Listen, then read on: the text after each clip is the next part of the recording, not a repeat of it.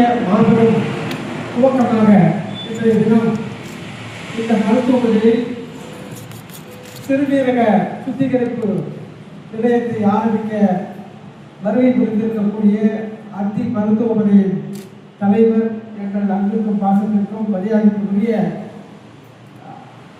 Soundararajan sir அவர்களே, திரு பிரதேஷ் அவர்களே, அன்பு தம்பி மூர்த்தி அவர்களே,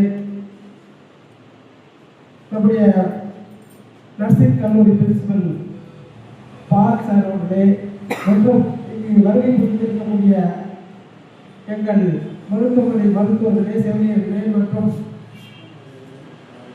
இந்த மருத்துவமனை பயனாளிகளாக வந்திருக்கக்கூடியவர்களே, இந்த மருத்துவமனையில் இந்த சிறுநீரக துறையை ஆரம்பிக்க வந்திருக்கக்கூடிய டெக்னீஷியன்ஸ் அண்ட் டயாலிசிஸ் என்ஜினியர்ஸ் எல்லோரையும் இந்த நேரத்தில் நான்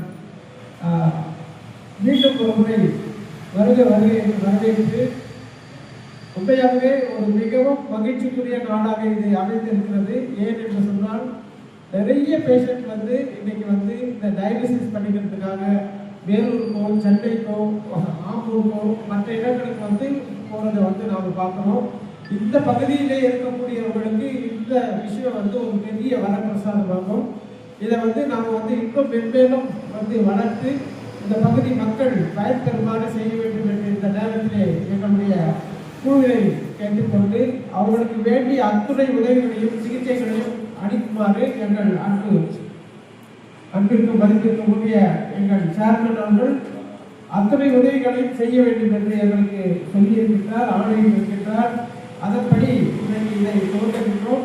அனைவரும் இதை பயன்படுத்திக் கொள்ள வேண்டும் என்று கேட்டுக்கொண்டு வாய்ப்பளித்த சரவணன் சாருக்கு நன்றி தெரிவித்து அமைகின்றேன். நன்றி. இந்த விழாவினை சீர சிறப்பாக நடத்தி முடித்து இப்போது பல அலுவலக பணிகளிலேயே இருந்தாலும்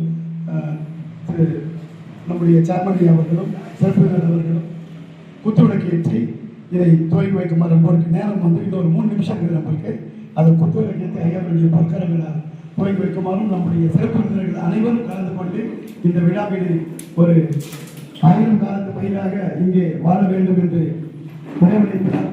எங்களுக்கு பொறுமைப்பட்டு அதை தொடர்ந்து நம்முடைய டயாலிசிஸ் இயந்திரங்களை அவர்கள் துவக்கி வைப்பார்கள். அதை தொடர்ந்து ஒரு கேக் கட்டிங் வழங்கப்படும் என்று கொள்கின்றோம். இங்கே வந்து நோக்கம் இந்த ஊரில் இல்லாத வசதிகளை